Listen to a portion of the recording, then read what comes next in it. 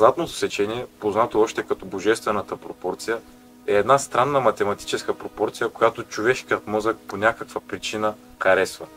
Психолозите са установили, че хората са привлечени към предмети и произведения, създадени при спазването на тази пропорция. Златното сечение се наблюдава в природата. То се появява в клоните на дърветата, жилите в листата, ръковините, тичинките на сладжукледа и други. Но най-много златното сечение се появява в фасадите на сградите шедьоври на архитектурата. От Партенона до Голямата джамия, от операта в Сидни до Националната галерия в Лондон. Формулата на златното сечение е използвана от Леонардо да Винчи. Той я прилага в голяма част от своите картини.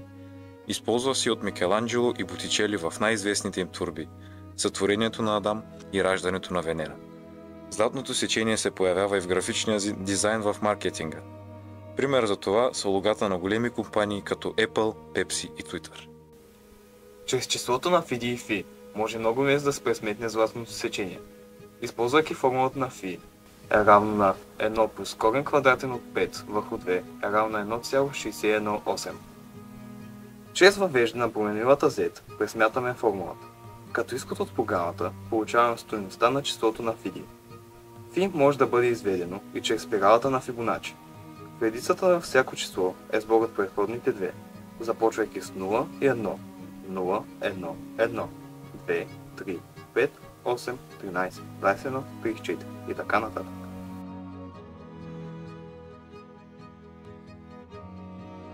Има и друг начин за пресмятане на златното сечение.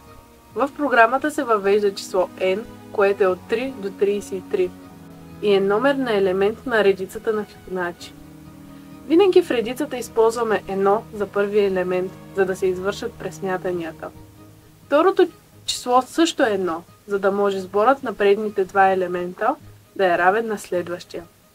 За да пресметнем следващите членове на редицата на Фибоначи, въвеждаме три променливи – first, second и third. Променливата third е сбор от променливите first и second. Чрез въвеждане на цикъл, стойностите на променливите се променят, като променливата first заема стойността на променливата second. Променливата second приема стойността на променливата third.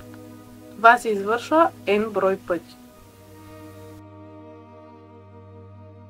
След 34-тия член на редицата на Фибоначи, златното сечение спира да се спазва.